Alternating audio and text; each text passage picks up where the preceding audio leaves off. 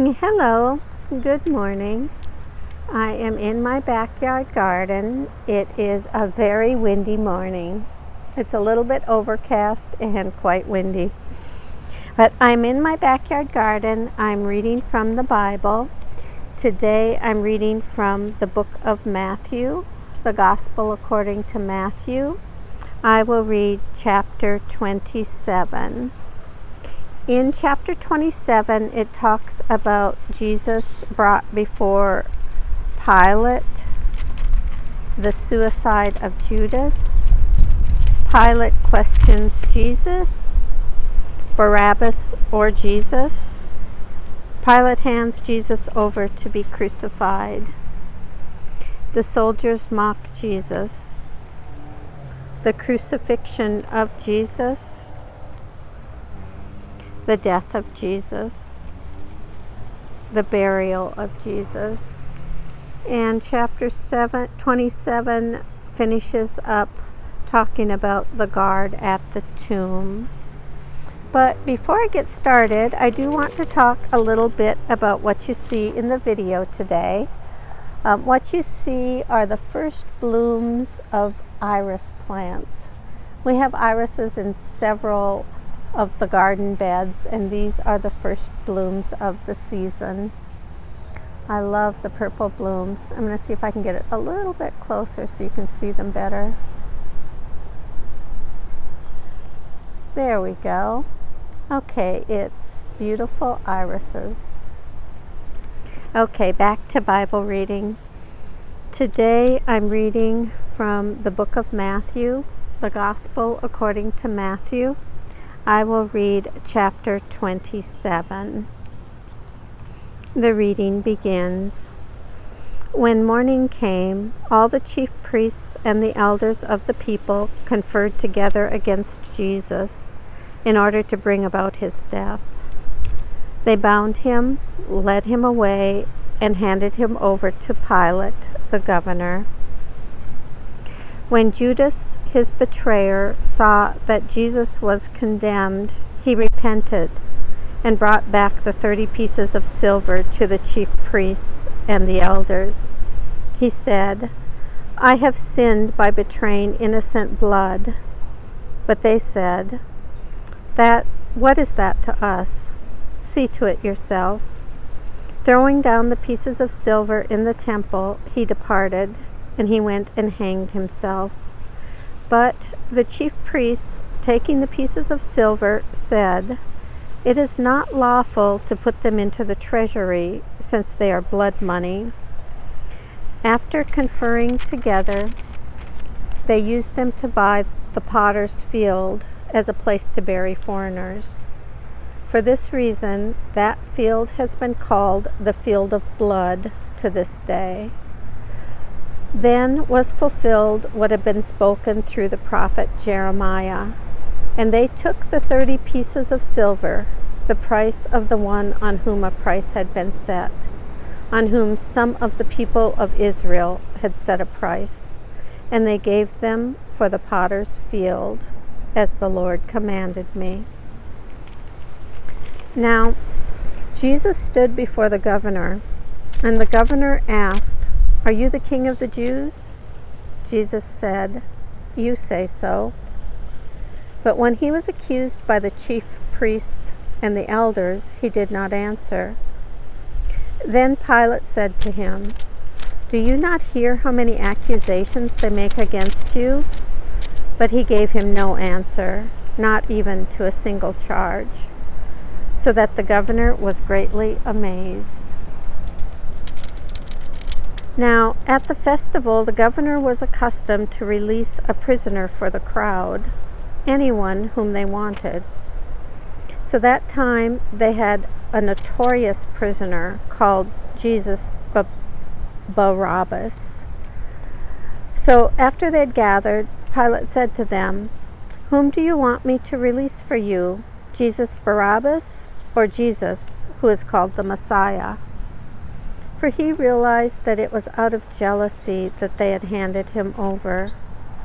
While he was sitting on the judgment seat, his wife sent word to him, Have nothing to do with that innocent man, for today I have suffered a great deal because of a dream about him."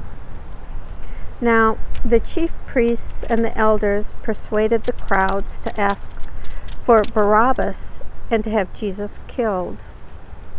The governor again said to them, "Which of the two do you want me to release for you?"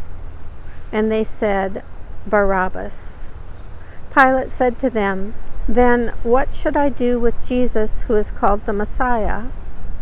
All of them said, "Let him be crucified." Then he asked, "Why? What evil has he done?" But they shouted all the more, "Let him be crucified."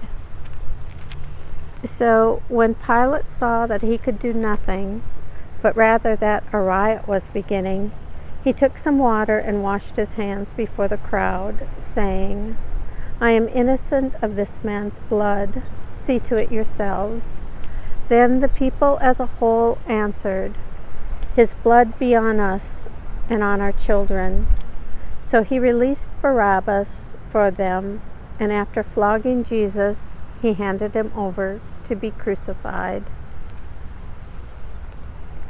Then the soldiers of the governor took Jesus into the governor's headquarters, and they gathered the whole cohort around him. They stripped him and put a scarlet robe on him. And after twisting some thorns into a crown, they put it on his head. They put a reed in his right hand and knelt before him and mocked him, saying, "Hail, King of the Jews!" They spat on him and took the reed and struck him on the head. After mocking him, they stripped him of the robe and put his own clothes on him. Then they led him away to crucify him. As they went out, they came upon a man from Cyrene named Simon. They compelled this man to carry his cross.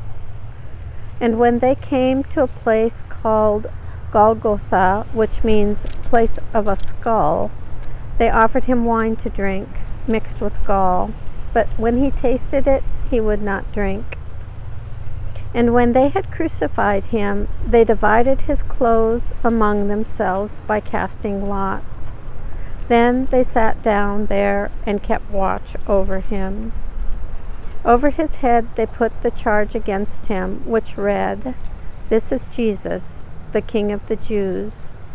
Then 2 bandits were crucified with him, one on his right and one on his left. Those who passed by derided him, shaking their heads and saying, "You who would destroy the temple and build it in 3 days, save yourself. If you are the Son of God, come down from the cross."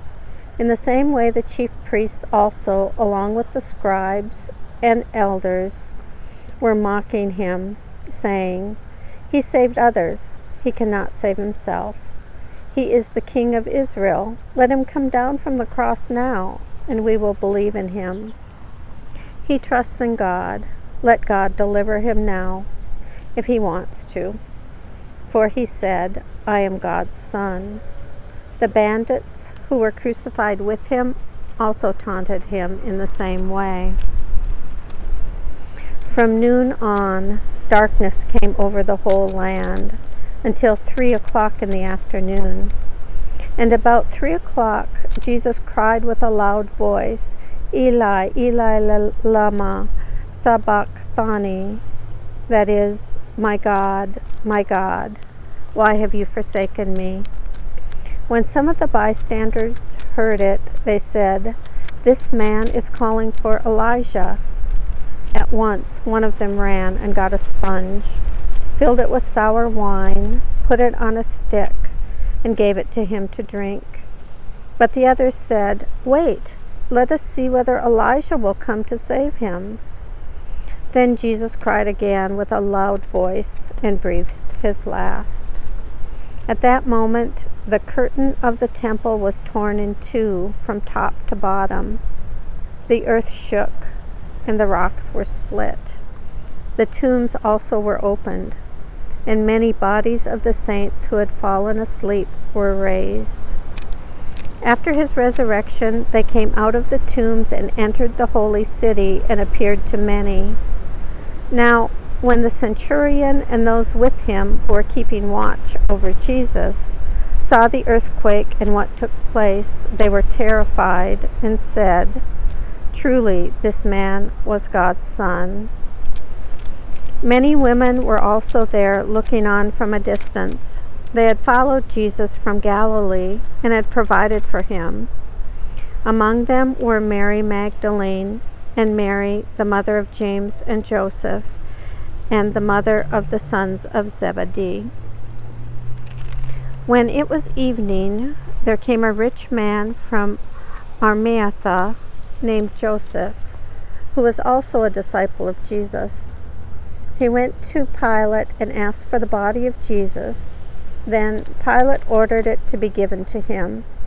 So Joseph took the body and wrapped it in a clean linen cloth and laid it in his own new tomb, which he had hewn in the rock.